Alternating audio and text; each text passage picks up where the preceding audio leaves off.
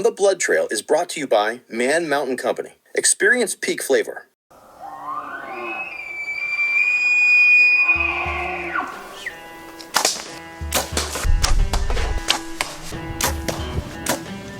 Oh, freaking smoked them. Gorgeous 4x4, full velvet whitetail.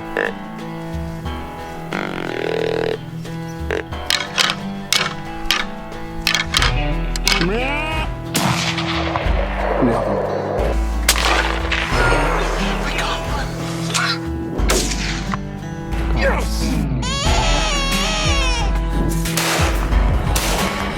That is awesome! What a rush!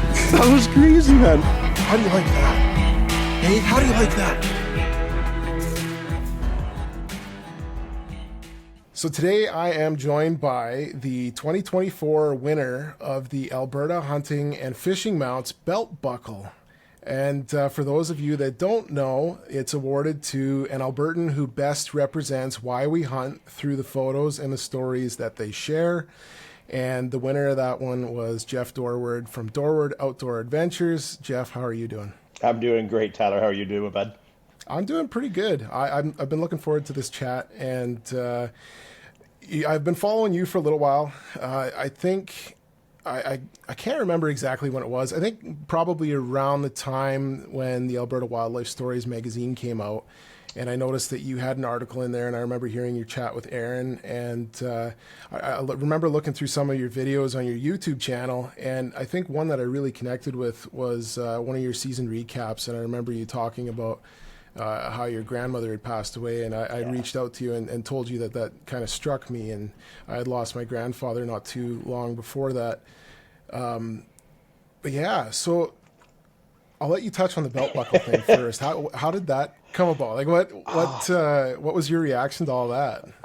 Wow. It's funny you mentioned that because it's right over here on that little shelf right over there. I have it I see it. in my hunting corner there, and I have it displayed. I'm not a big belt buckle wearing guy, but until you mentioned it, believe it or not, I'd kind of forgotten about it a little bit. And it's one of those things that, I mean, I don't know, like you alluded to, the stuff that I share is the stuff that I go through. And for anyone that's followed my stuff, watched my videos, I share it all, whether it's good, whether it's bad, happy, sad.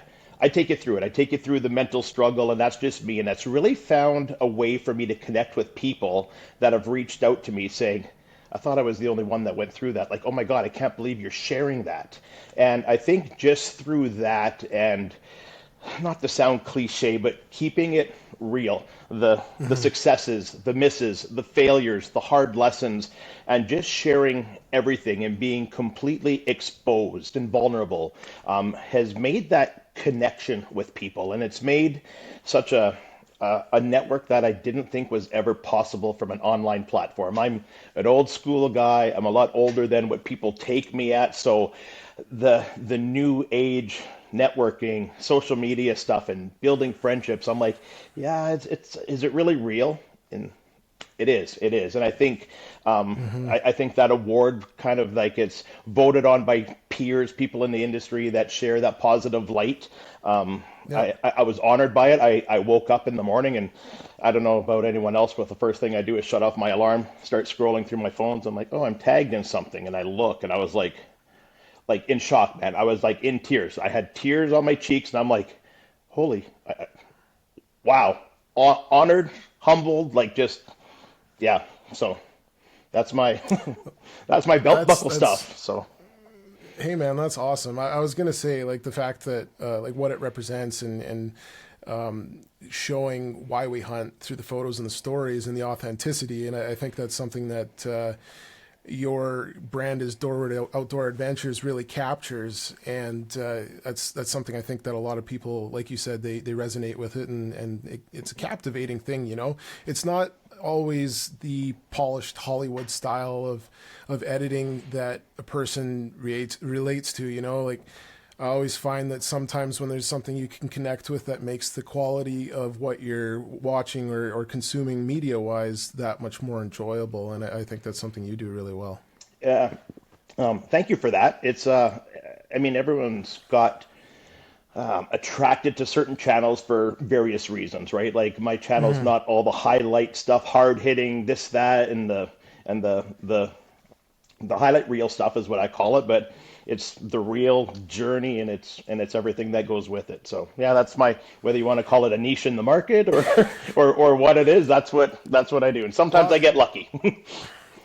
yeah, I guess. Hey, and I think that that's what a lot of people are craving nowadays when they want to watch a hunting show. They want to see all the behind the scenes that's going on, and I think that by showing that, it makes it more enjoyable for the audience. Yeah, yeah, for sure. And I guess the other thing about touching on my channel a little bit, I did it to start documenting it for myself, for me to look back on, for me to share with close friends and whatnot. And I would, before I Hmm. posted anything, I'd get people like, "Oh man, why don't you post that? That was pretty cool." I'm like, "Yeah." And it started with trail cameras, right? Like my love for trail Hmm. cameras is just I need as many as I can. I need them up everywhere. I want to capture everything that's happening, and that kind of started with that and that time capsule that I built essentially for myself to look back on Yeah, resonated with others, and it's created many valuable friendships, like really really good friendships. So yeah. that's funny. That was the next thing I had written down here that I wanted to ask you about was your time capsule. Now, not many people attempt to record their own hunts. Even fewer share them for others to watch. What was kind of your inspiration or your push to try and showcase it a little bit more?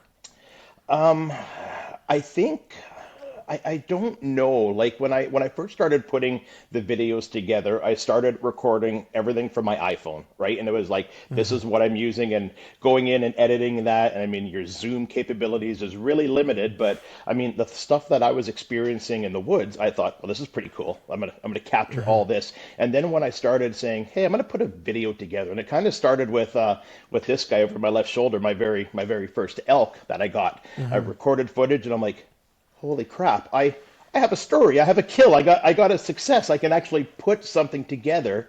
Because before that I was capturing a lot of stuff, but in my mind, if I didn't have a kill, if I didn't fold a tag, there's nothing there to share, and I would just not delete the footage, keep it on my computer, but never post it, never share it because I didn't think it was worth sharing, right? And that Hmm. kind of gravitated and changed into that journey and the adventure, right? So the other part, when I started doing the videos, when I started editing them and putting it all together, it was a way for me to relive that hunt again. Like I'm putting it Totally. together, and like for me, I'm going, oh yeah, this is this, and this is where I saw the elk come through the trees. And for someone else Hmm. watching it, they might not understand what was happening. But for me, I know exactly where I was. I know what I was Hmm. smelling in the woods. I know the anxiety I was feeling with the elk coming in on me and Totally. what that. So it's kind of threefold for me. It helps me relive that story, piecing it together. I love piecing it together, and I love looking back at it. Call me a nerd or whatnot, but every now and again I'll be like, oh yeah, I'm gonna go rewatch that. So I'll flip it on my I do phone or too. something, and I'm looking at it, and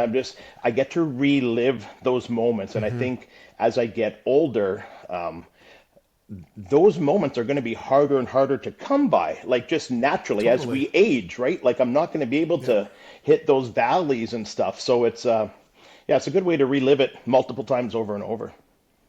Well, and I was telling somebody the other day too. Like I watch back some of my hunts every now and then, and you pick up on details that you almost forgot here and there, and you're like, oh yeah, I kind of forgot that that's what led to this happening. And Yeah. it's just it's really cool that without having the video footage or having it documented in that way, that sometimes those memories they slip your mind and they may be gone forever. Yeah. The one other thing that was important to me too, and I've learned it the hard way with self-filming. You get to a point where you want to capture everything. You want your episodes and that film to be as good as it can be. And it's cost me Hmm. hunts. It's cost me a shot Yes. on an elk, and I'm like, I'm too worried about this, trying to get the perfect shot. And so I went through this period of time where I'm like, oh man, I didn't do great because I was too worried about that. I had a moose coming, wanted to get the camera on. He saw my movement, stopped, didn't come in. I'm like, if I wasn't worrying about the camera, I would have Hmm. this. So I changed my mindset, and I think I got a little bit more effective at self-filming as well, just to be I'll capture as much as I can, but I still want to Sure. enjoy the hunt. And even doing that with my hunting partner, who's my uncle, I don't want it to take away from his experience in the woods with me, right? I don't want to be like, oh, just hang on, I got to run up here, set up the camera. Like, I don't want him to be like, oh my God, like Geoff, come on, let's just get set up, let's go, right? So I don't Yeah. want the filming to take away from the journey, but I've done okay at trying to get as much as I can without it affecting the hunt, if that makes sense. Oh, absolutely. I go through that battle every year when I bring my camera, and sometimes I can go through the motions of being like, oh, maybe I shouldn't even bring it in tonight. Yeah. And I can tell you that more times than not, I am thankful for bringing it. And then there's always those times where you look back and you're like, man, I really wish I would have brought it. But Yeah. you mentioned your uncle, Leon, Yeah. and is he the one that got you into hunting? No, so I actually got him into hunting. It was his older brother, Ron, that had got me into hunting. So, Really? yeah, yeah, yeah. Huh. Well, that's pretty neat. And you didn't get into hunting until you were a little bit older, right? Yeah, I think I was about 23, 24. So, I mean, it's something my grandfather did and my dad did a little bit before I ever remember. Like, I don't remember them ever going out and doing anything. I knew my uncle Ron bow hunted, and as I got older, I'm like, yeah, let's go. And he's like, well, it's not much of a spectator sport. And I was at the point of my life where I'm like, no, I want to go with you. I've always loved the outdoors. I Yeah. loved exploring. I knew nothing about hunting when I got into it, so I decided to join him and his hunting partner one year, and they bow hunted. So Yeah. I rode on the back of a quad on the rack, banging the metal bar in my Yeah. butt, and bouncing around in a tub trailer, and I thought it was great, right? So Yeah. just the experiences I had with them made me go like, yeah, I wanna buy a bow, I want to practice, and next season I want to hunt, and that's kind of how I got into it. So was there like a moment where you like because you'd been around it and you've been exposed to seeing hunting then at that point? Like was there one specific moment where you're like, I got to do this all the time? Yeah, and I think it was almost like a scary moment. And one of the things that I remember vividly, like it happened yesterday, is you quad into the bush in the dark, you shut off the machines, everything goes quiet, and you're gonna walk in, and I mean, you can't see your hand in front of 5 feet in front of your face, right? So you get to this point where you're standing there, and this was one of those first times where my uncle and I were separated by, I'm talking like 100 yards, but just down different cut line, different trails. So I'm standing there in the dark, and having something walk into me in the dark and not knowing what it was, but hearing the steps on the ground, hearing the breath. Obviously, it was a deer. Hearing the blow and then it running away, like my heart was just pounding. That excitement, I was like, oh my God, like it was a Yeah. scary thing, but I was like, that was such a rush, like, wow. So that was like one of those defining moments where I'm like, yeah, this is fun. I want to get another one to come in. I want to be able to get a shot at it. And Yeah. I mean, obviously, I enjoyed meat and the harvest as well. So, but yeah, yeah. That's really cool. That's not a story that most people would tell as to why they No, got hooked on hunting. That's really neat. That's unique. I no. like And that. it's one of those ones where, your heart's beating so fast you can kind of feel it in your ears and you can't hear anything. And it's just like, oh my God, I'm gonna die Oh out here. yeah. But I mean, it was Yeah. probably a doe. I couldn't see it. It was still before sunrise, right? It was. Yeah. I had no idea. Yeah. Huh. So then at what point did you decide that you needed to bring the camera along with you? Oh, I probably hunted for, oh man, probably 15 years before even recording anything. And it was like back in the day where digital cameras were just becoming a thing. So, I mean, a couple of my first animals that I've harvested, like white-tailed does and bucks, were with film and a camera. And the film wasn't loaded right. Like I don't have a picture of my first couple harvests. Like that's what it was. One of the digital cameras was when we got back to the house, and it was with like a little Barbie, Canon Barbie digital camera thing like that. So it was like really, I say the early times before that was there. But then once the smartphones came out and everything like that, then I just started capturing more. So I guess it was as I became more addicted to it and spent more time out there, there was more for me to capture. And I guess once I started doing it on my own, that's when I could share my story. Because for the longest time, I would hunt by myself. So after my uncle got me into hunting, after about 2 or 3 years, he ended up having some back trouble, couldn't bow hunt. It was hard for him to walk. He kind of said, I can't do this anymore. And I just said, okay, I think I've learned enough to do this on my own. So when I started doing it on my own, I'm like, man, I have no one to tell these stories to. I'm seeing things, I'm doing things out here. Let's capture it and share it that way. So yeah, that's kind of how it started and whatnot. But yeah, Oh, that's really cool. And like you say, you get to look back at it all the time, and that's just an added bonus for it, right? yeah, yeah, So it's funny that you mentioned when it comes to hunting with your uncle, you don't want the camera to be a hindrance. And I've been in these situations with like guides or friends or whoever it is that you're with, and they're just like, just ignore that thing for now. You know what I mean? yeah. And I remember you captured some of your uncle's hunt on camera this year. So, like, once it's successful, does he have a different outlook on the camera portion of things, or does he still kind of think like, just you do your camera thing, let's go hunting? No, you know what? I'm actually lucky. He is very supportive of what I do. He likes it because I'm capturing his moment as well, right? And Yeah. I think it was in 2023 was when he got his first elk. He's come out for elk with me for, oh man, probably the last 9, 10, 11 years now. And I mean, there was a long time we went for years without harvesting until he was with me when I got my first one. And kind of that year in 2023, that season in the summertime, I told myself, I said, I have one goal. That's to get him a shot on an elk and get it on camera. That was the only goal I set for myself. I was like, I want to be able to pay him back, capture this memory for him. And we did that on night one of our elk hunt, like our first full day. And Wow. it was one of those ones where I say we get lucky, but preparedness and Yeah. opportunity meet. And I mean, you go through your calling Absolutely. sequences, and it's great. We made a plan. I captured that for him.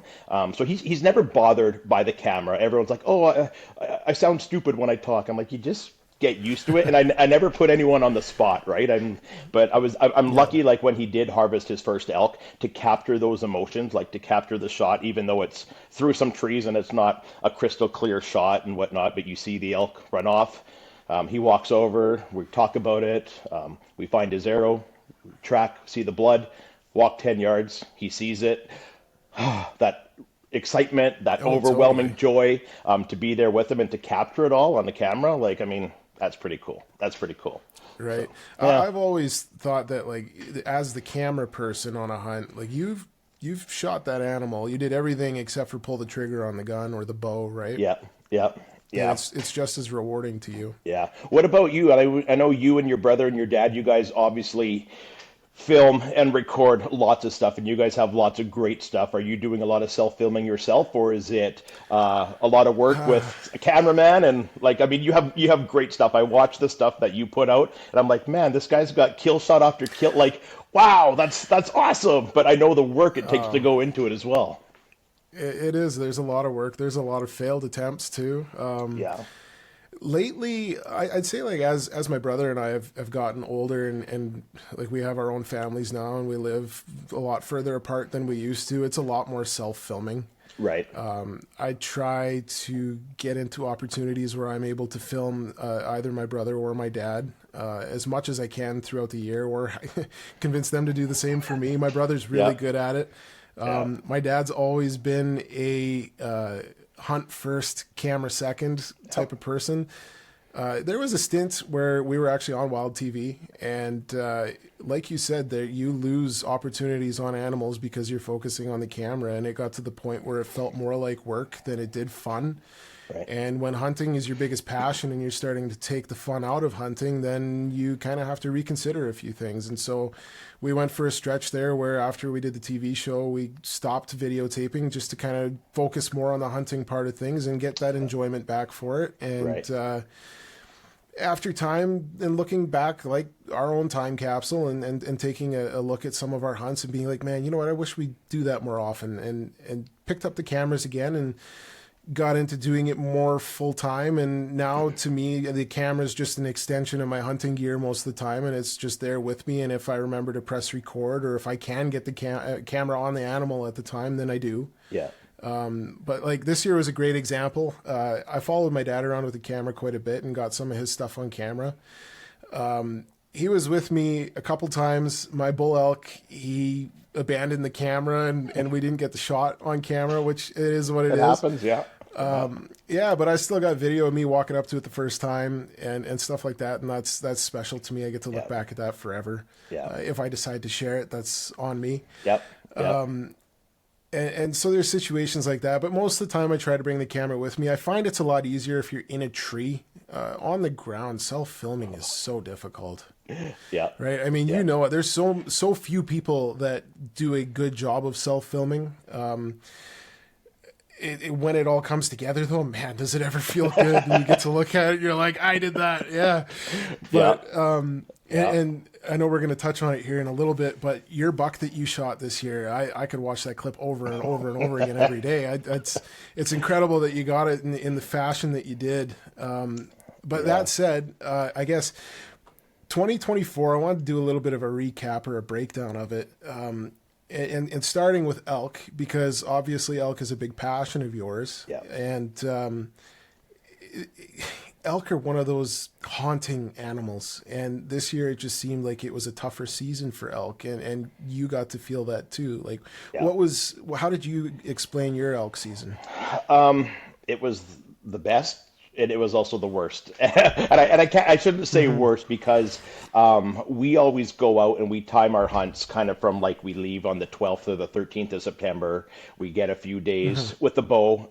Come the 17th. I mean, as much as I'd love to get one with my bow, I haven't shot enough elk to be picky and be like, I'm leaving the rifle away on the 17th and it's stick and string all the way. So, I mean, I'm looking to put meat in the freezer. I love working with the barbecues and the smokers and whatnot. So that's that's what I want to do, right? So it was weird because we had encounters. We were out there we always plan like for 10, 11 days. And after the 8 days of the grind, you know how it is. You get tired. You're like, oh man, beat. Like we're walking our packs, like we're this. You're chasing. It's not easy. It's enjoyable, but it's not easy work, right? So by then you're like, man, I just want to go home, have a reset. I'll come out next week, but then you're kind of now missing what I call as the best part of the rut within that 14th to the 17th, 18th days type thing. But on the time that we were out there, Tyler, for those 9 days, we had encounters every morning and evening. And I've never had more encounters in the 13 years of elk hunting that I've had than I've had this past fall.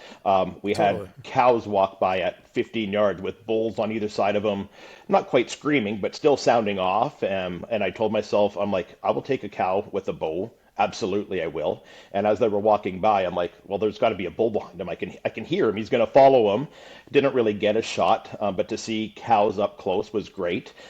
They came in, and it was kind of one of those ones where when it was archery season, they were 30 yards away behind the bush, not a clear shot. Just like I can't take that shot. It's not clear.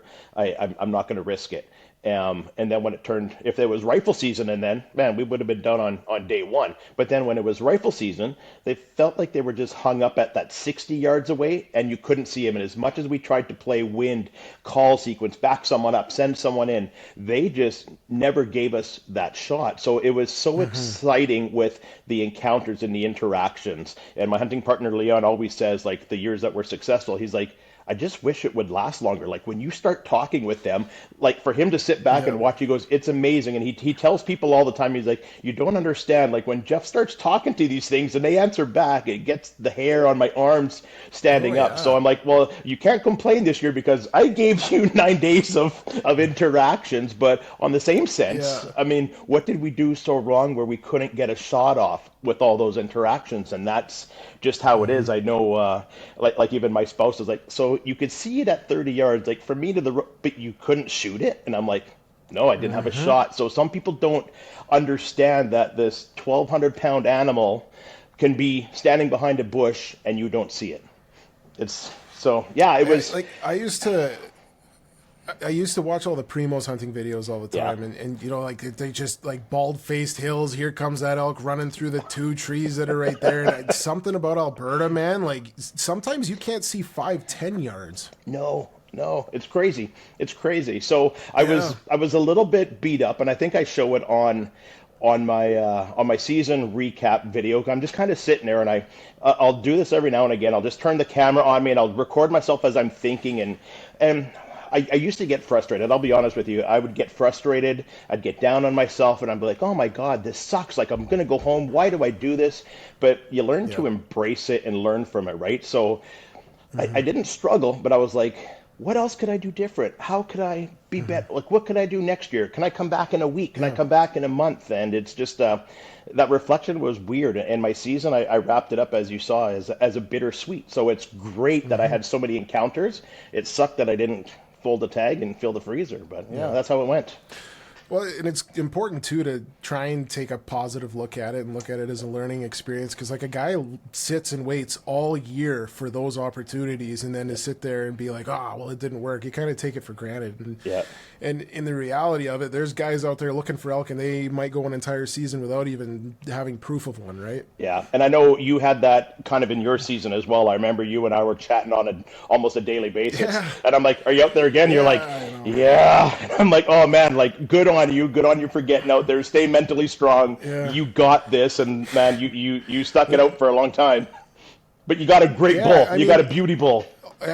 he's by far the biggest bull I've ever shot. I'm very fortunate, blessed, all the words, Yeah, yeah, to be able to get a bull like that. And there were days where I was just like, I'm just gonna go sit in the maybe deer stand where I know there's elk there sometimes, yeah, and eventually it came together.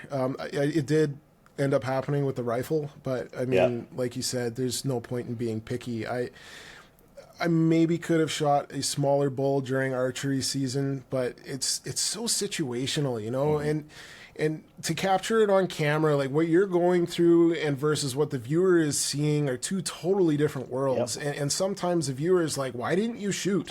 You know, and we do that with our own footage. I'll look back and there's a great example. So one time my dad gets on this herd of elk, and there was a really nice herd bull, and we got nice footage of that bull bugling at 60 yards.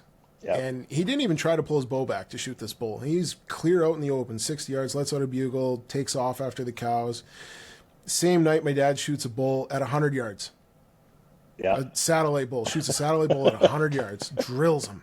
yeah. And like we're all excited about this, right? And looking at the footage, and then see this bull come out and bugle at 60 yards, and it dawns on me. I'm like, why didn't you shoot? Shoot it. Yeah. You know? Yeah. And he looks at me and he's like, I actually don't know. Yeah.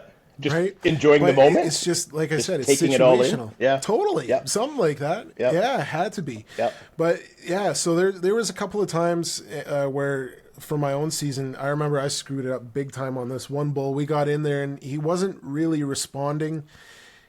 And we switched up how we were calling. I can't remember exactly what we changed. And all of a sudden, he wanted it. And we broke into that bubble that I like to kind of think about, like where you break their comfort zone, I guess, yeah. and they want to come charge in. Yeah. He came charging in very quietly, and I made a bad judgment call, and I went left when I should have went right, and he came right to where I should have been, and I would have killed him. And my dad, who was calling for me, he's like, why isn't he shooting this bull? Like, they're staring at each other, him and this bull at 30 yards, and here I am. I couldn't even see the thing. Yeah. Right? Yeah. So, yeah, then to have it all come together and get the bull that I did, I wasn't going to be picky. I would have shot something much smaller, but very fortunate to get one as nice as I did. Yeah, and you're bang on 100% when you talk about it being like situational. And part of the things that I Yeah. did is I tried something different a little bit last year, like even with my channel, and I did a couple live things. I had a couple people that wanted to know more about elk and what I did, and I'm like, you know what? Yeah. I am no expert by any means. I don't have big bulls. I don't have very many bulls, but I know what didn't work and I know what does work for me. So I decided to share a little bit that with people. And then you get the question, well, what do you do with this? And I'm like, well, here's what I've done, but sometimes it's worked and sometimes it hasn't. Like it's so hard to read what's going on, where you are, what else is there. Do you have a visual? Is there cows? Like there's so many different scenarios, right? And it's I don't think anyone ever has it down to a science. You do the best you can, and and you hope it comes together. Well, there's some years where you go out into the bush and you blow on that cow call once and the bull comes running in and it's all over. And then there's other years where you wear that cow call out and it's just like you just want to smash your rifle or your Yep. bow over a tree and Yep. oh, it's terrible. Yeah, how many trees can I rake? How many things can I do? Like, how much elk fire can I spray? Like, I mean, what do you do? Yeah. Oh, I know. I remember one year I had a bottle of that elk fire, and I'm like, I don't think this stuff even works. I just dumped it right out of the tree all over the ground. I was like, eventually an elk's going to come by this spot. Yeah, yeah. But yeah, so you have a tough elk season, and I know you did try to go up and do more elk hunting kind of as the season progressed, like weekend trips here and there, and it still didn't work out. Yeah. But what I really wanted to talk to you about, mid-October, a time that is very hard for most people to kill mature whitetail bucks because of that dreaded October lull. And you closed the book on a buck that you called Basket Case. And based on your story, I understand the name. Yeah. I'll let you explain it for people, but it's a deer that you had some history with, and he was actually your target buck. And so, one, to get the buck during the October lull, which is very difficult, and then two, to actually connect on your target animal, that's quite a feat. So I'd love to hear your story on this. Yeah, for sure. So, definitely my target buck. I would say he's my number two target buck. There's one that I have quite a few years of history with. I call him BB for Bumpy Brow. He's been on there a lot, but he's only showed up once the last 2 years. He's very sporadic. But with my love for trail cameras, I run them like as soon as bear season's done, right? As soon as bear hunting's done in beginning of June and that antler growth starts, my cameras are out and I deploy dozens of them. As you know, you can recognize the deer. I'm on private land in the bow zone, obviously, so no one else is there. I'm not too worried. There's neighboring properties that they hunt as well, so I'm always worried about like, oh, what if the neighbor takes him, right? Like you're always worried about that. But no, this deer, he showed up, and I don't have any. The other nerdy part about me is I save all my trail camera videos, like my external hard drives on my computer are all labeled like 2023, like the years and like the locations, top of the trail, bottom of the hit, like field edge, right? So, so I saw this one. The earliest I could really 100% identify him was from June of last year, and I was like, wow, he's nice. And then this year, throughout the summer, just the way he grew, like his antlers are almost tilted in like a 45, like they're just something unique about him, and he's got a split brow and whatnot. So he kept showing up all summer, and he got really, really tall. And it's kind of deceiving when they're in velvet, right? Like the rest of them are skinny, they're skinny necks. The antlers look absolutely huge, Oh, and yeah. he's nice. And every time he came out and I got him on camera, I was like, oh wow, oh wow. So it's funny. So my uncle Leon that I hunt with, we both bow hunt this piece of property, and I remember before I sent him the first video, I'm like, okay, you got to make me a promise. I said, if you have a shot at this deer, you can't take it. And I realize that's wrong of me now to say that because if he had a shot, by all means take it. But I'm like, wow, I have him on camera all this time. Like, I mean, man, this is going to be really good. And he was like, I don't even want to buy a whitetail tag, so I can't shoot him in case I do. He goes, I would feel horrible. And partway through the season, I was like, man, you get a shot, you take it. I would love for us to close the story on him rather than a neighbor and whatnot. And I'd be just as happy if you did.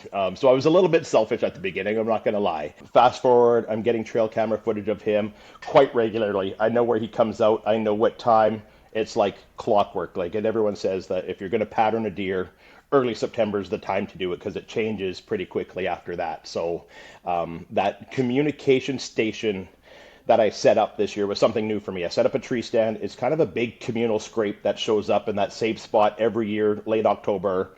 But I wanted to try get stuff going to it before that. So I set up a licking branch. I used a little bit of scent. I kicked some dirt and grass away, just made a bare spot there so things were coming through. And things were coming through. They were stopping. They were hitting it. They were sniffing. They were licking. I'm like, wow, what I'm doing is working, right? So September 1st comes around and I'm like, I'm going to go there and this is going to be great. I sit up in my tree. I didn't see a thing that night. And I'm like, okay. So what I do with my trail cameras too, I try not to, I think August 23rd, I went through collected all my cards because not all of them are cell cams. I have 2 cell cams, the rest are all SD cards. I collect cards as I go to those areas. So I'm like, okay, where am I going to go this time? I'll go this way. So I kind of work my way through, and I got to the card on one of the game trails that comes to the field edge, and Basket Case walked up that trail September 1st, half an hour before dark. And I'm like, if only I was in this spot, I would have got him September 1st. So, and you're right, where Basket Case comes from is his basket of antlers, but also what he was doing to my head. So all September, I'm getting intel. I'm like, okay, yeah, I know he's coming out. And I'd come home, Tyler, and I'd go through that card, and I'm like, I already know the next video I click on is going to be him walking out because he does it every night. And sure enough, it was. And I'm like, Geoff, you can't be this dumb. Like, set up, play the wind. And you think you do everything right. And you're like, okay, the wind's going this way. I can't go this. I park in the same. I'm going to access this way. I'm going to access this way. I don't use much scent out there at all. I just kind of let everything be as natural as it can because I collect so much intel from the cameras, right? And it was one of those ones where I hunted him for the beginning of September until we left for elk. We come back from elk. I'm like, okay, let's get back on it.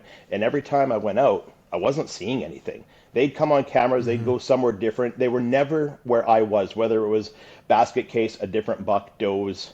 Wherever I was, they were somewhere else. And I'm just like, I can't be this bad. Like, come on, like something's got to give me an opportunity. And it was one of those days, and you're right, it's October 20th, and my other buddy, Drew, he's always like, oh, but it's the red moon, and this and that, and here's what it's going to be. And we've been talking a little bit about that throughout the month of October. And I had a couple daylight videos of Basket Case, and I'm like, yeah, I don't know why he would come out. Like, he was out at 4 o'clock this afternoon, and I'm far away from his bedding. Like it's not that he was traveling. So we look back on the data and kind of stuff, and he's like, oh, well, the Red Moon app says that so-and-so time, transition area. What time was that video, Geoff? And I look at it, and I'm telling you, it was within like 20 minutes of what the Red Moon app says it was going to be. And I'm like, okay, whatever. Okay. Yeah, so fast forward to October 20th, and my buddy Drew was like, it's the red moon, they're moving, field edge, blah, blah, blah. And it's one of those days where it was steady drizzle, was supposed to turn into snow overnight. Meanwhile, I was still trying to develop my basement, get all that finished, and it was a Sunday, I think. And I'm like, man, I could stay home. I got baseboards to put on. Like, I just want to get this basement finished and whatnot. And I phoned the landowner, and I'm like, how bad's it raining out there? And she's like, it's not bad. And I'm like, okay, I'm going to grab my rain jacket, I'm going to come out, and I'm going to sit. So away I go. Of course, I forget my mask, I forget my gloves, because everything's in my other jacket. I hadn't used my rain jacket that day, so I'm standing there in the steady drizzle, and you know how it is, you're not moving, and I'm on the ground. Oh, yeah. I don't know what I had covering my camera. Sometimes I use my hat, sometimes it's a mask, like whatever I can. And I'm kind of sitting there, and it's 20 minutes before dark, and I'm like, man, my hands are cold now. Like, it's going to be cold when I'm carrying my bow across the field. Like, maybe I'll strap it to my pack. Like, I'm going through a pack up process in my head already. It's 20 minutes, 15 minutes before dark, and I'm thinking about walking to the truck. And I always struggle with this one too, because if there's nothing there, I've been there in times before where you wait till dark, then they come out, and I'm like, now what? Now I'm pushed. Like, if there's nothing happening all afternoon, I might as well get out when it's safe to do so, even if that means 10 minutes before dark. So I always fight with that dilemma as well. So I'm standing there thinking about the pack up. My hands are in my pocket, and I just kind of turn, and I'm kind of looking both ways. And I turn and I look, and I'm like, there's a good deer. I don't know what deer it is. It's a good deer, and he's 40 yards away on the field edge, coming my way. If you're a flavor fanatic, you need this seasoning in your life. Get ready for a taste explosion. Meet the Peak Blend from Man Mountain Company. This isn't just any seasoning. It's the ultimate flavor booster for every dish. Imagine your beef, pork, chicken, or fish bursting with incredible taste. But wait, there's more. Peak Blend is perfect for veggies, eggs, popcorn, fries, and even wild game. It's like having a magic wand in your kitchen. Whether you're grilling, smoking, or just whipping up a quick meal, Peak Blend turns ordinary into extraordinary. Think about it. Every bite, an adventure in flavor. So why settle for bland when you can have the best? Head over to manmountainco.com and order your Peak Blend today. Your taste buds will thank you. Remember, with Peak Blend, every meal is a masterpiece. Don't miss out. Get yours now. And I'm like, oh, like camera, okay, tack the camera. Camera's over here on my arm, and I'm just like, Geoff, you don't have time. He's 40. Like in those 3 seconds, everything that went through my head was, you've been busted before from worrying about your camera. You don't have time. Get your bow in your hand. Like, Oh yeah, you doubt yourself. Be ready, right? And I'm like, oh, I turn on my camera. I flip open the screen. I don't even check it. I just pivot it to be like, I hope it's filming down my shooting lane. And I'm like, I hope I pressed record. There's been times where I think I've pressed record and I've actually double clicked it and it's paused and all that stuff, right? So We've all done it. yeah. So he's coming out, and I'm watching him as he's coming closer. Again, I don't know it's him. I can see that it's a good deer, and I'm like, I am taking a shot, and I get latched on. I'm on, and I'm like, okay. And he's walking closer, and then you're playing it in your head, and I'm like, man, I've shot over bucks' backs from this exact spot before. I haven't ranged them properly. I didn't practice my shooting. When do I draw back? I've drawn back too early before, so I have. From the time I started the camera to the time I shot him was 1:30. That's what it showed on my camera roll. So all these thoughts. Imagine how long it felt. Oh, all these thoughts going through my head, right? So I'm there. I'm waiting. He kind of comes closer. He's at like that 30 yards, maybe 25 yards, and as you see on the video, there's some bluff of trees, and he's kind of looking on the ground and whatnot, and he has no idea that I'm there. So I'm waiting, and he puts his head down, and I'm like, okay, and I'm telling myself, okay, draw before he starts walking in. He kind of puts his head up, and I get to full draw, and I have both of my eyes open, and I'm just kind of like, okay, I know where he's coming out, and I have both eyes open so I can get centered on just behind his shoulder. And he takes that first step into that little clearing, and I saw his split brow on his left side, and I was like, that's him. And without stopping him, like within a second later, I'm like, find the 20. Hit my trigger. I see it go through, and the shot you talk about, yeah, it's kind of satisfying. I watched that back as well, and I'm like, oh my God, I got a great shot on camera, and I always call it, that never happens for me, right? It's like, this doesn't happen for me. I don't get my target deer. I don't get this. I don't get that. That's just not the way it goes. So he kind of turns around and goes in, and then I have the I guess that emotional adrenaline dump, and that's part of the thing. Like with my channel as well. Like I record that, and a lot of people are like, "Why would you share that with people?" I'm like, "Because that's the way it happened." Like I turn the camera on myself. It is, and I'm just like, "Oh my God, I think that's my target. I think it is. I'm not sure. Like I wasn't sure. Like everything happened so fast, and I'm just like." It's all your thoughts coming out. Yeah, and everything happened so fast. Like as slow as the night was when I got there, it happened so fast. Like cliche to say, and it always does. And so he goes into the bush, and I'm just like, wow. And I could see my lighted knock, and I'm like, no, that I heard it. I saw it. I know it's a good shot. And I'm like, I knew it was a little bit back because I didn't stop him, and he's slightly quartering to, right? So I'm like, oh man, if I could have been 3 inches to the left, I'd be, but not that I was not happy with it. I knew it was a lethal shot. So I kind of sit there and I wait, and I give it 5 minutes, and now it's like 10 minutes before dark. So I walk out, I grab my arrow, I look at it, and I'm like, yeah, there's some bubbles, there's blood. It's good. It's a clean pass. Like, man, everything's good. I make the phone call home. I tell the spouse, and I'm like, yeah, I got him. And she's like, what? And she's like, what did you get? And I'm like, I got the big guy, right? So I then go to the field edge trail where he goes in, and I see the big pool of blood. And like I said, it's been raining all afternoon, so it's a little bit diluted. And I look, and I'm like, okay, so with me knowing this property for so many years, shed hunting all the cameras, I kind of know where he's going. So I take that first step into the bush, and I hear, I describe it as a scamper, but it wasn't a scamper. It was more of a thrash. So I'm like, okay, I'm done. I don't need him to go any further. And I told myself, this was now like 6:45. And I said, I'm going back to the truck. I'm cold anyways. Warm up at 8 o'clock, come back and look.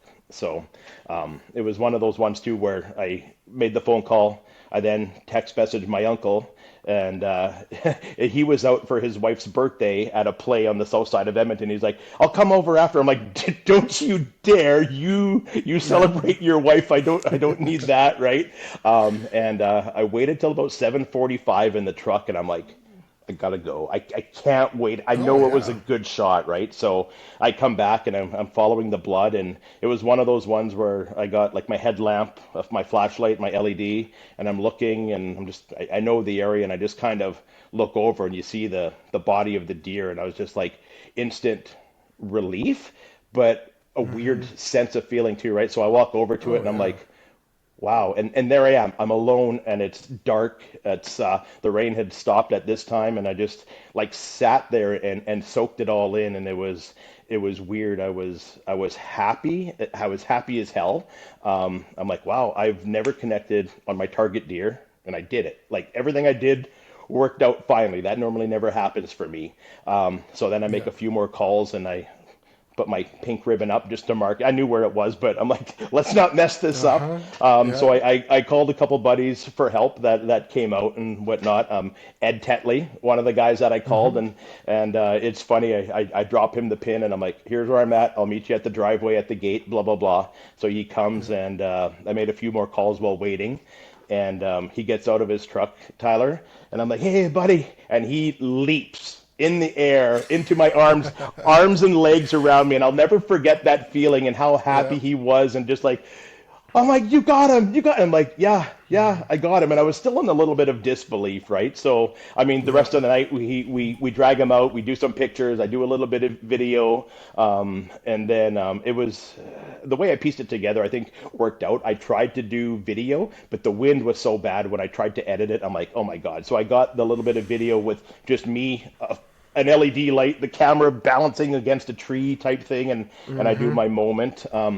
But then it was that bittersweet feeling kicked in, right? And that's that theme that described it. And I was like, I'm never gonna get a trail. Like, man, I get no more trail camera videos of him. And I got almost to a point where it was sad, right? I'm like, man, he used to give me so much excitement, even though he wasn't following my lead.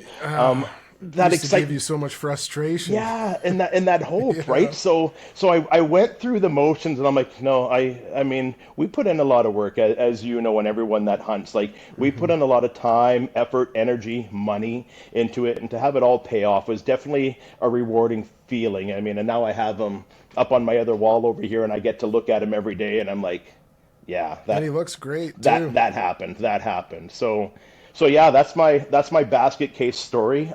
I did do an article that I wrote for it. I don't know if it's been selected for sure or not, but I did the pictures and I did a story on it called "It Never Happens Okay. for Me," and I think it's gonna Yeah. be in the annual issue of the Alberta Bowhunters Association, the yearbook that comes out. So I think it's Oh, gonna that's be in exciting. there and whatnot. So yeah, it was just one of those ones where it never happens for me. I don't know how to feel because I've never I've never had this happen, but yeah. No, that's very exciting. I remember seeing that you finally arrowed him. I was like, no way, Jeff got him. Like, and I remember I sent you a message being like, did you really get him? And you sent me a video like right away. I'm like, oh, you Yeah. got him all right. Yeah. Yeah, No, yeah. that I was had fantastic and great yeah, and I buck. and I, and I didn't know that I got it on camera, right? Like my screen is so small on my camera to replay it, and I'm Yeah. like, man, I got to get this deer taken care of. We got to skin him, field dress him, get him up, like, and whatnot. So I got home that night. I don't know, 12:30 Yeah. in the morning. Come in, take the card out of my camera, slam it in the computer. There I'm going through it, and I'm like, holy crap! Like, Yeah. I captured it, right? So of course I shot that Yeah. off to a couple other buddies, and they're like, "Did you see that? That thing's a laser!" Like, and I'm like, "Yeah, Yeah. it worked out good." But I mean, you know what? It's one of those ones where every other year, I put more time into scouting and cameras, and I knew everything. I didn't practice my shooting. I failed on those shot opportunities, and luckily I've missed and not wounded. And this year was one of those years where I really dedicated. I mean, I bought a new bow, which helped me want to shoot more. And I went to the range like once a week, and I was really dedicated on honing in. And I wasn't great all year, but I worked hard at really being consistent and getting it done. So I guess in a way I'm proud of myself for putting in the work because it all As you came should be. together and yeah. I was going to ask you about your bow setup. I thought you had bought a new bow. Now, I've been through this because I bought a newer bow, I don't remember what it was, 3-4 years ago. Yeah. And I don't know if it's just me, but did you feel like in having that new bow and being able to shoot it well, like it gave you some added confidence while you were out there?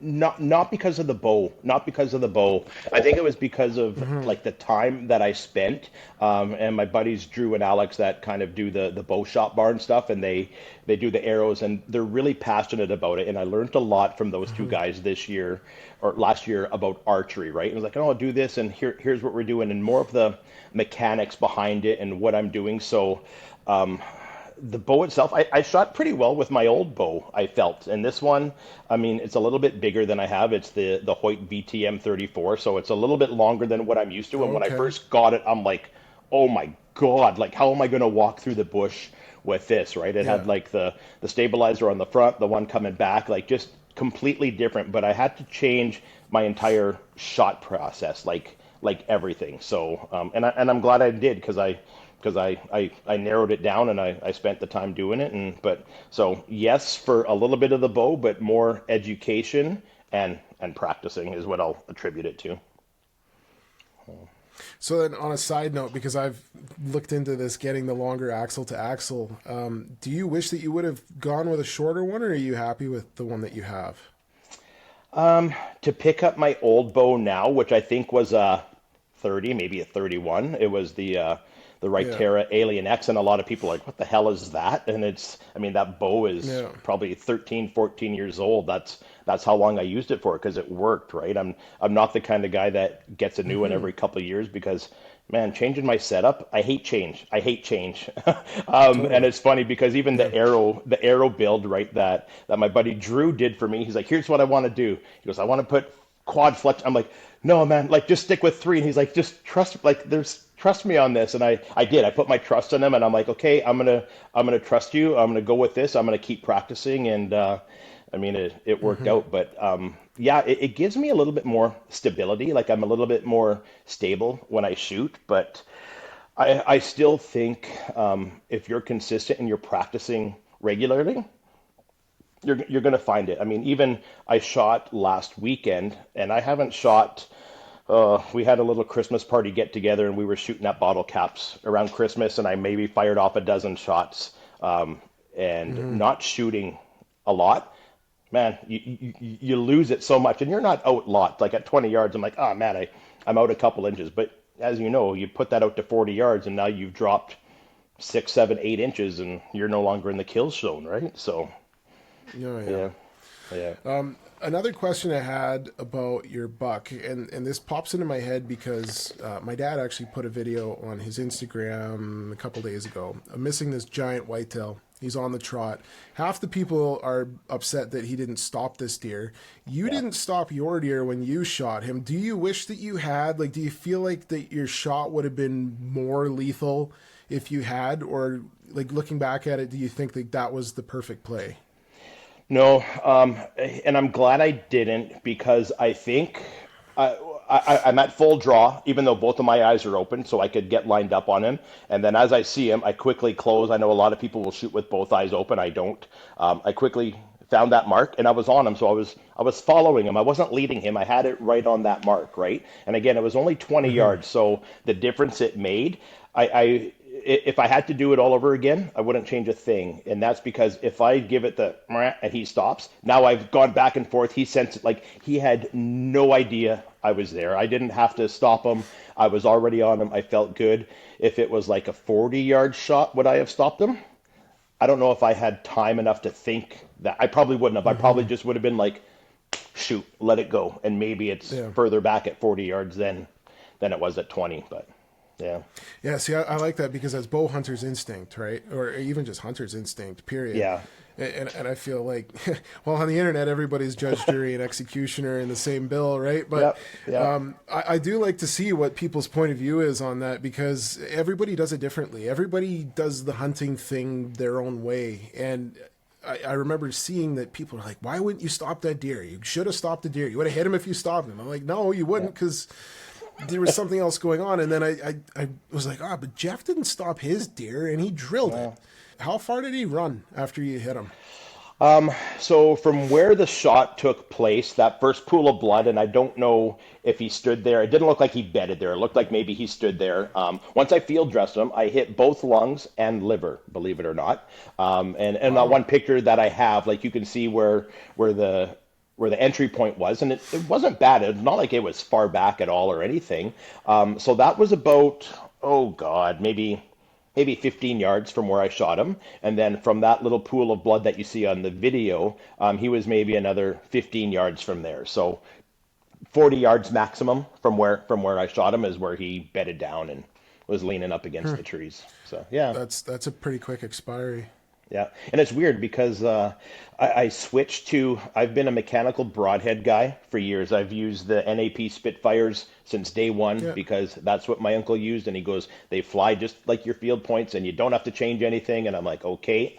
But when I went to the new bow and the new setup, I'm like, well, let's try a new broadhead for no reason why. Like my mechanicals have never failed. When it's failed, it's because of me shooting, not because of the broadhead. So I went with tooth of the arrow, like the fixed ones, which I've heard great Yeah. things about. But even like the blood that came out of him, and it was a clean pass, so there's a hole on both sides. There wasn't there wasn't a lot. Like I was surprised of how little the hole was. And I know with some of my kills with the mechanicals, I'm like, wow, that thing was shredded. So it's got me thinking, to be honest with you. I'm like, do I go back to mechanicals? I liked the hole that it gave, but I've only had one kill with these fixed broadheads. So That's interesting. I killed a bear with a tooth of the arrow. I think it was their XL, and it okay, left the most gruesome blood trail I've ever had from a fixed blade broadhead. okay, And granted, the exit hole was kind of center of the bear's chest, right, but it painted a carpet from where I hit him to where he laid, and I was actually very impressed with that part of it. yeah, But I typically shoot expandables myself just because of the ease of flight. yeah, And then I also found, because I have right now I'm shooting a Hoyt RX-7, but I was shooting a Ventum. And yeah, I found with the way that the rest lined up on the bow that when I pulled my bow back, because my arrow length was not super long, the edge of my broadhead would actually catch my riser. And I have it, I've actually had this buck that I shot right here. yeah. On the video, when I pull back, the edge of the broadhead catches the riser and it pulls my knock almost completely out of my arrow. Oh wow, So I had to let down, and there's two bucks there. So one of them, all of a sudden, he's just staring at me, and I'm like, oh, great. yeah, And this one here has no idea, but he's watching the buck watching me. And so I quickly let down, pull that arrow back in, and I torque my arms just enough that when I pull back again, the edge of the broadhead doesn't touch the riser, able to settle in for a shot, took my shot, drilled him, which was amazing that he even stuck around for that. But for that reason, I do the expandable thing because it's so much tighter to the arrow that there's no chance of me making contact with the riser when I draw back. And then I also yeah, like the arrow flight too. yeah. But It's a good yeah, thing that you noticed that. change Like it if that here would and have there all the pulled time. out, you let it go. I mean, you're almost dry firing your Yeah, I don't know bow what at would have like happened. good That's yeah, good on you that's what I thought for too. noticing it and feeling it. But yeah, yeah, Yeah, and I think I had it happen to me once while I was practicing with my broadheads on a target, and I remember in the heat of the moment, out of the corner of my eye, I'm like, "Oh no, something went wrong." And then I glanced down, I'm like, "Sure enough, there's like a quarter inch or half an inch of knock sticking out." I'm yeah, like, "That's not a good thing, right?" So yeah, yeah, the yeah. joys of No bow doubt. hunting. It's one of those things where a million things have to go right, Yeah. and if one thing goes wrong, the whole thing's kiboshed. So, But like with the length of your arrows, if it was a mechanical or an expandable broadhead on that arrow instead of the fixed, is it still coming up that short? Is it just the arrow that's cut too short, or no, it's the way that they design the riser. It's like I don't know what you call that piece that's over top of your your grip, where right? it's kind of cut out there for the arrow. It's Yeah. like where they mounted the rest. It's too far into the riser, so when I pulled back, it was just the very tip of the blade that would Okay. catch the front end of the riser. So I got my arrows cut longer now since then to completely avoid that altogether. Yeah. But I always tried to do as short of an arrow as possible, and that's just what happened there. Yeah. Yeah. Well, good on you for noticing and feeling it in your draw. And I mean, it turned out pretty good. Yeah. Yeah, it turned out pretty good. It's funny though, because listening to your story about your buck, it kind of brings me back to my experience with this one, where it got up to the edge of the trees where he went in very slowly, about 5 yards, looking for blood, heard something, and was like, "No, time to get out of here." Yeah. And funny enough, with that one, what had happened was and this is strange, and I wasn't there to confirm, but this is my assumption.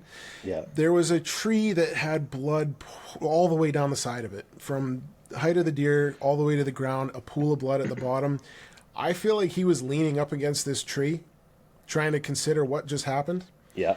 And when he busted, he went on like a 60-yard tear to where he fell over.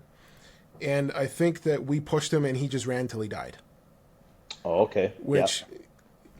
But it was a good thing that we backed out when we did, because it was a jungle where we found him. So I don't know how much further he would have run. But one of those things, it was weird because he was slightly quartered towards me.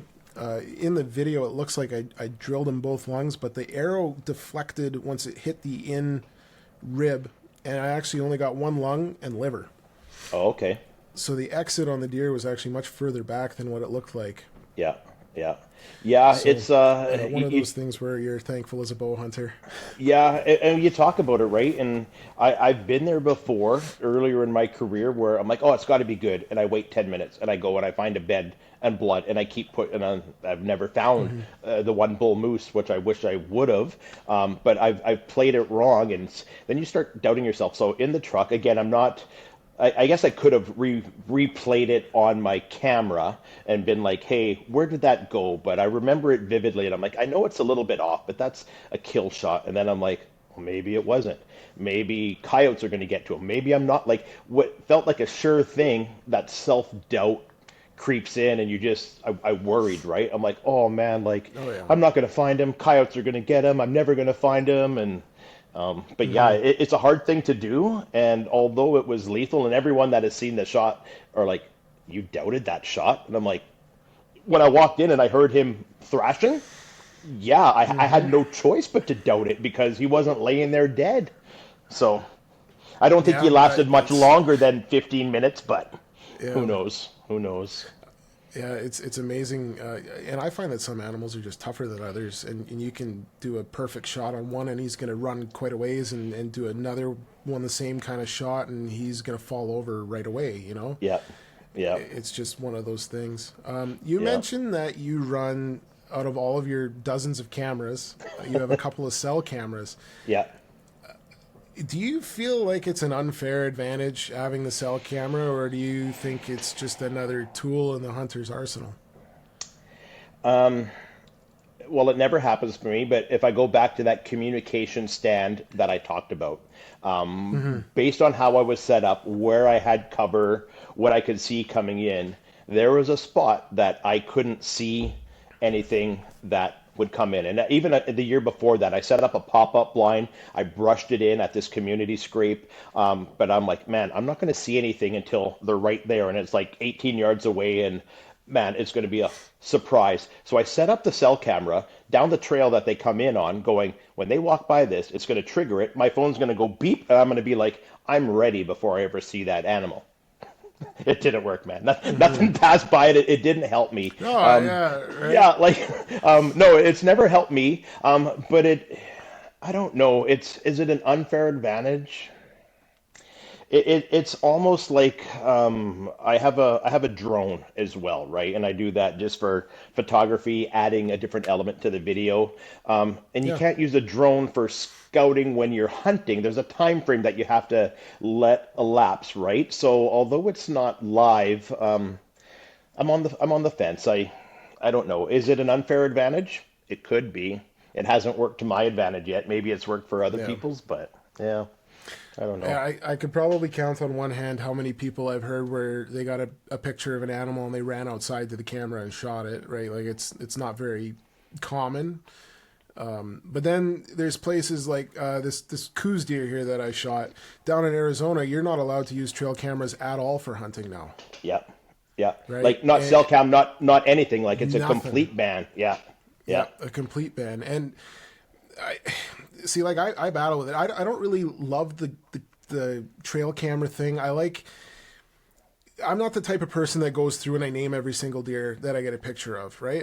Yeah. And people like yourself that like to do that, that's totally fine. That's your style of doing it. I'm the type of person where I like to put it in there and I gather the intel of there's this many deer in the area, there's however many mature animals in the area, and then this is about the time that they're coming through, right? Like that's the information I try to gather, and then I plan my hunt based on that. Right. Whereas I feel like some people think that it's too easy to analyze the information and therefore it makes the hunt too easy. But I haven't reached the point where I feel like I'm good enough to use the data to do that. Yeah, for sure. Yeah, it's like even the cell camera that I use for elk hunting. So midsummer, I throw it up in the elk woods, and basically I just use that to be like, hey, are they still in that area? It's. I mean, for me, it's a Exactly. 3.5 4 hour drive, right? So I don't have the Yeah. time to go up there and be like, oh, which point am I going to start at? I'm like, man, they've been on this camera all week. I know which part I'm going to start at, but yeah, it's that's a big help. yeah. And then like right now for shed hunting season, I have one of my cell cameras up that I've done with some feed and whatnot, trying to help them out throughout the winter and figuring, oh, I can see when I need to refill the feed, when an antler drops, all that stuff. It hasn't worked for me. I just get pictures of raccoons and coyotes and deers and bucks that have shed, but they haven't left anything for me. That's interesting that you got the raccoon picture. I saw a raccoon south of Edmonton there a few years ago now, and it's one of those things where you're like, what was that? And you're like, there's no way. And then sure enough, it's a raccoon. Yeah.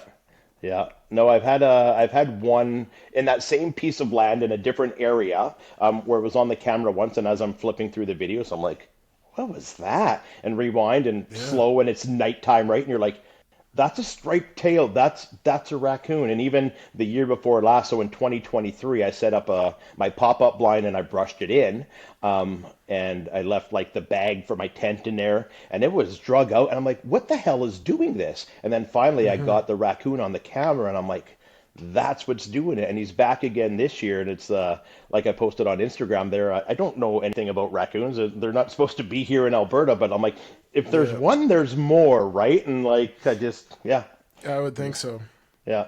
But it's funny, the people that I've talked to from that, everything that has come back more and more throughout the last couple of years, and a lot of it is like north. Like I got people like, yeah, I got lots in Morinville, Fort Saskatchewan. I have them on my farm camera. Like it's everywhere. So they're becoming more popular. Not that that's a good thing. I know guess, hey? the landowner, when I showed her and him, they're like, you shoot that thing. We don't want that thing. I'm like, I know it's going to be trouble for you. So yeah. That's interesting. So have you gotten out shed hunting much yet? Or how do you pass the time between now and I guess spring bear? Yeah, so I love getting out because it's part of my scouting process too, right? Like you see the different game trails and where the snow is packed down in ice, and some of those trails that I found where I use for setup for hunting in the fall, I would never even know that they exist with all the foliage and leaves on the trees if I wasn't out there shed hunting. So, I mean, I like doing it to give myself a little bit of exercise and shed off the winter weight. So I was out a couple times this year, and I mean, the one I found heading out ice fishing with my buddy Dan, we were just driving out to the lake talking, and there was one in the ditch, and I was like, hit the brakes, and that was great. And I find it, and I'm like, wow, and it was just a steady trail coming out, and as I looked up, I'm like, that's a grazing lease that I have permission on, and I've tried hunting there a couple times, and I've never seen an animal in there. I'm like, go figure. And then, of course, with my dog, she loves getting out and smelling and whatnot, so we were pounding the trails, and I felt it was early, but warm enough that I'm like, yeah, let's go tackle the deep snow. And sure enough, as we're walking up this one trail, she's always ahead of me, and turns around and she's got one in her mouth, and it was a match set that were laying side by side, and I was like, oh my god, that's great. So cool. And she's got a pile of them in the house, and she loves them. So I haven't really been back out yet. It's been just busy with everything else. I've done a little bit of ice fishing here and there, but yeah, I can't wait to go out there and look for some. I normally don't do well with finding a bunch, but like I said, it's part Me of my neither. scouting process, and I find a lot of different things. I'm like, oh, hey, maybe I'll set up something over here. It looks like they're using this, but then I tell myself, well, they're using that in the dead of winter. They're not using that in the fall because they're feeding over here. So all in Hmm. all, you take it with a grain of salt, right? Of what you're finding and what time of the Oh, year. absolutely. Yeah. Yeah, well, I went out today actually, and I think I hiked around 4.5 miles looking for sheds. Wow. Didn't find a single thing, Yeah. but I did find an incredible amount of deer, moose, and elk sign in an area that I wasn't expecting to find any elk sign. Yeah. So maybe it's just a wintering spot, but Bonus. it's something I'm going to keep it in the back pocket in case I have time to explore that spot a little more next year. That's for sure. Yeah. No, I do the But same yeah, thing. You come like you said, across I it. never find anything. No, and then you find rubs, and you're like, wow, this moose was mad in this spot, Yeah, and like, yeah, yeah, yeah, right. yeah, Yeah, yeah, I know. I found definitely. myself today looking around. And I'm like, I'm in something's. I don't know if this is the bedroom or if this is the rage room or what you call this, but something went down here and I missed Yeah. it. Yeah. Is there still a lot of snow where you're going, or is it not too bad? Man, in the wide open, there's like nothing, and Yeah. then when you get up to the edge of the trees, some places were up to my knees. Yeah. Yeah. And it's weird. I find that Yeah, with bear hunting too, right? Like I'm right in the city. I'm right in Edmonton. So you see things melting and you're like, oh yeah, man, it's going to be great. And you go out there and you're like, oh my yeah. God, like the quad's not getting through here. I still got another four Oh, weeks yeah. before I can go. But yeah. Yeah, I remember when I was a kid, sometimes we'd have to take a snowmobile out to do bear baiting in April, and it just some years Yeah. it's like that, some years it's not. We'll see with this big snowfall that's coming through how much of it sticks, but Yeah. it I don't know, Yeah. man.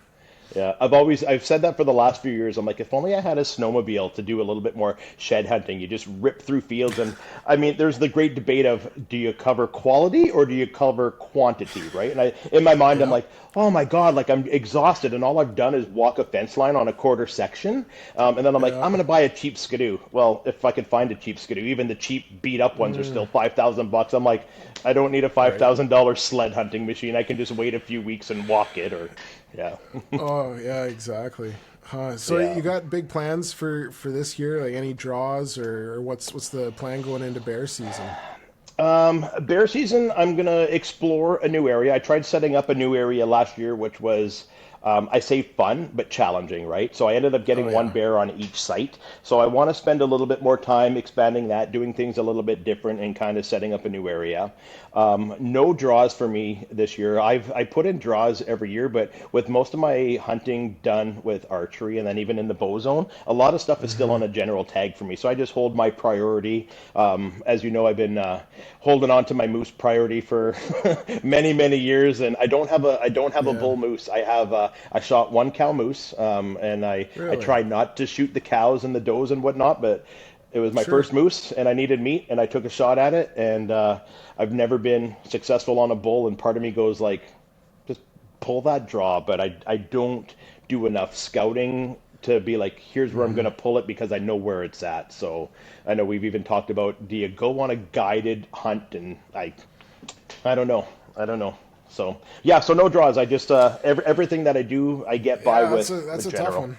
Yeah, yeah. What about you? Do you have anything planned or any goals to achieve? Oh man, I'm on Operation Bighorn Sheep this year. That's my goal. Oh, okay. I Nice. Yeah, I've gone twice now. I've never laid eyes on a legal ram. The one trip we found a band of 6 rams, and one of them was just barely shy of being legal. Yeah. To the point where it's like you just don't take a chance on that. Yeah. And I mean, it's hard. It's really hard to get in there. From everybody I've talked to, everybody tells me that the hardest part is getting there. And I know from my 2 experiences that I've spent a lot of my energy getting there, and then by the time you get there, you give up quickly. It's like going through a week of hard elk hunting all in a couple of days. It's Yeah. it's crazy. Yeah. And then the other part of it too is like you think that other elk hunters are insane. You should meet sheep hunters. It's a whole new world, man. Like I Yeah. remember the one day we got back to camp and there was 2 guys camped probably 30 feet from where our tent was, and they told us to go home. You're not welcome here. Yeah. Yeah. I've heard Yeah, right. I've So heard this the that's horror stories. Yeah. Yeah. The Yeah. So anyway, I put my mind to changing my eating habits and shed a lot of that winter weight, we'll call it. yeah. And so I'm determined to get a sheep this year. But other than that, I don't think I have any draws coming up. Maybe mule deer. Okay. Yeah. But the last couple years, I've cashed in on pretty much everything I had priority for. So, Yeah. but I am looking forward to spring bear. One thing that I would like to do is I have a recurve now, and I'd Okay. like to try and get a bear with the recurve. Yeah. That's a goal of mine. Yeah. But other than that, it's just going to be general tags and going out and having fun.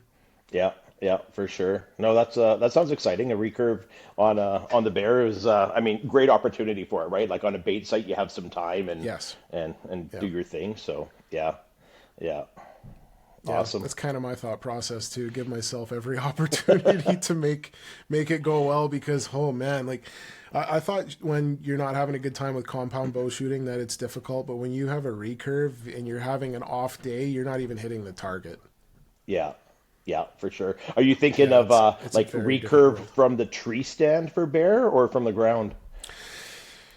I can't say I've Feel shot a like tree recurve stand. from a tree stand, but I would imagine it'd be hard. Yeah, I know that's my thought too, and I've never tried it out of the tree stand. I feel like it's one of those things where I'll bring it into the stand and see how it feels up there. Right. But it's so much bigger, and then like I know a lot of people try to take into consideration the shot angle when it comes to a compound out of a tree, and I feel like it's a little bit more dramatic with the recurve, but Yeah. maybe it's just me playing into my own head. It's one of those things where I'm not really sure, but Yeah. gonna try something. Yeah. Gonna fling an arrow, that's for sure. Throw a target down by the barrel and climb up and see what happens. Yeah, Yeah. probably that would be a good idea. Actually, I'm gonna keep Yeah. note of that and give that a try. But Have yeah, you ever have that's you ever what I'm done thinking. spot and stock for bear for spring bear? Yeah, so when Yeah. I was first, actually, the first animal I ever shot was a black bear, spot and stalk. Okay. And it wasn't a very big one, but I was like 13 and I was over the moon. So, Yeah. but then we kind of got into doing the baiting thing a little bit more. And it was a lot of work. And so we went back into doing spot and stalk primarily with rifle. I've never, actually, one time, I've only killed one bear spot and stalk with my bow, and that was in the fall. A lot of rifle hunting, but getting really close to them can be tricky, I find, especially with a bow. Yeah. But it's so much fun. I tell a lot of people bears are my favorite animal to hunt. I think it's a body language thing. Like you can really tell what they're doing. Yeah. But yeah, spot and stalk black bear, that's got to be one of my favorite things to do. Yeah, I think I'm gonna try do a little bit of that this year as well, with a couple buddies that I'm chatting with and whatnot. It's like, well, we should try do this, and Yeah. I did it once with Darren.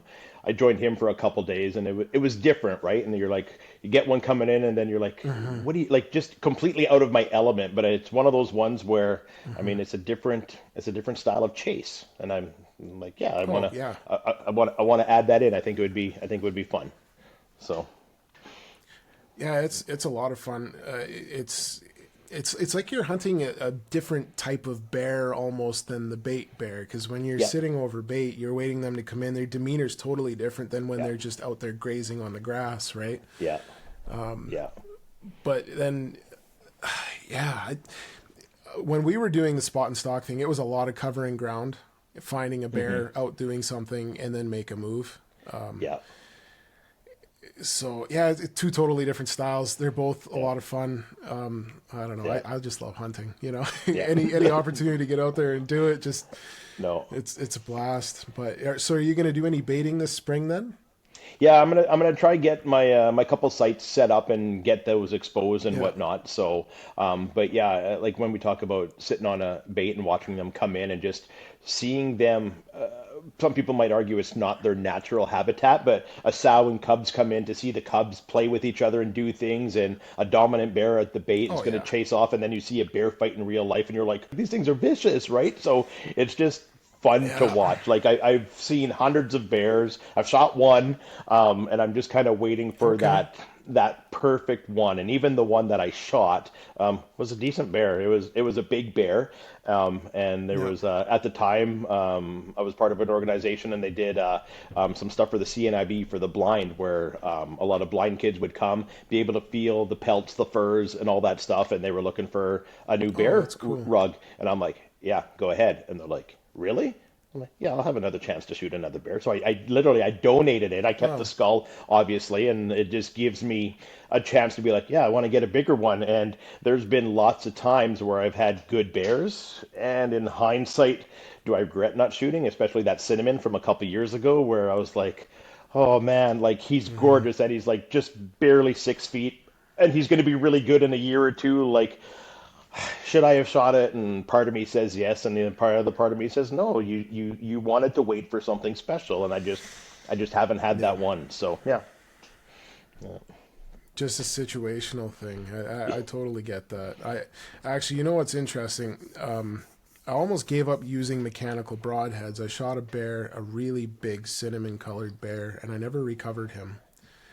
I hit him at like 13 yards, and everything, and I've had a lot of time to think about this, but everything that I gather from what happened and how far I tried to track him the next day, I don't think that the mechanical opened.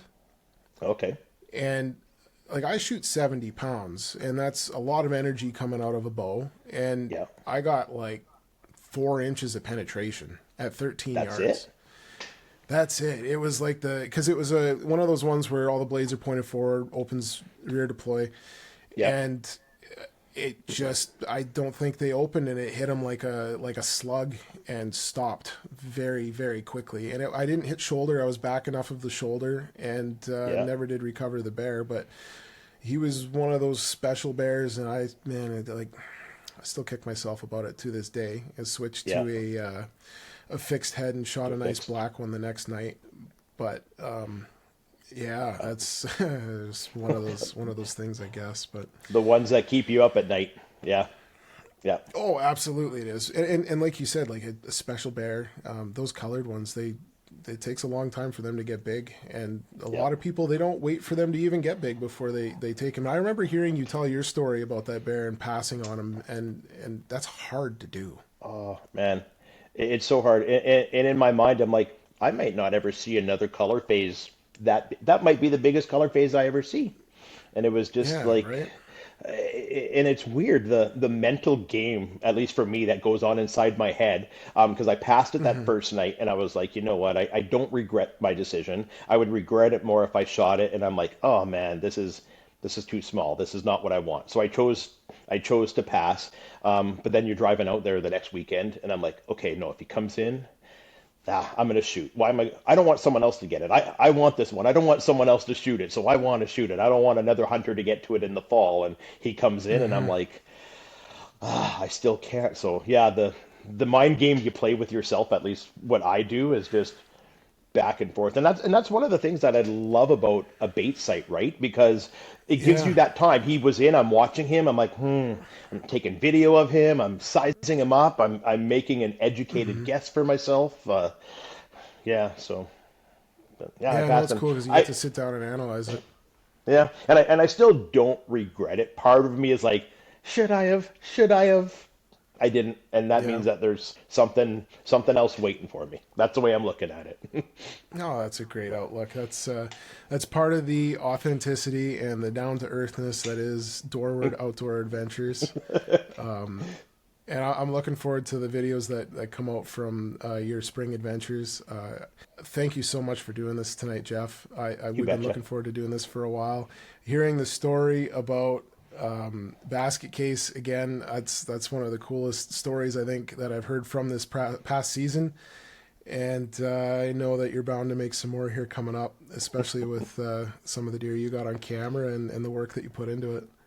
Yeah, no, I will. Thanks for having me on. It's always fun to talk hunting and with like-minded, good people like yourself. So I definitely appreciate you having me on Appreciate it. and to talk hunting and yeah, to get out there and capture it all. It's ice fishing season is fun and it kills the time, but yeah, it's been thinking about September for a long time, and the other part of me is like, don't think about, like, don't rush it. Get prepared. Start doing your thing, right? So, yeah. Looking forward to it. Exactly. That's a good reminder for all of us, because I need to start shooting my bow more. Yeah, I hear you. I hear you. Yeah, well, thanks so much, Geoff, and I look forward to doing this again sometime. You bet. Thanks for having me, Tyler. Appreciate it. On the Blood Trail has been brought to you by Man Mountain Company. Experience peak flavor and use code BLOODTRAIL to save on your next order over at manmountainco.com.